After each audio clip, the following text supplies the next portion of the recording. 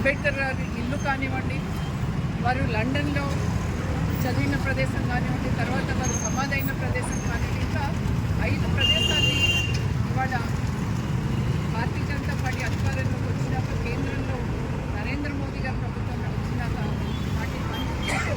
దీంట్లో అభివృద్ధి చేయడం, వాటిని అందరూ కూడా ఒక ప్రముఖ స్థలంగా వెళ్ళి వాటిని సందర్శించి అంబేద్కర్ గారి గురించి తెలుసుకునే విధంగా ఇవాళ కేంద్రంలో ఉన్న నరేంద్ర మోదీ గారు రాజ్యాంగాన్ని గౌరవించి, ఈ రాజ్యాంగాన్ని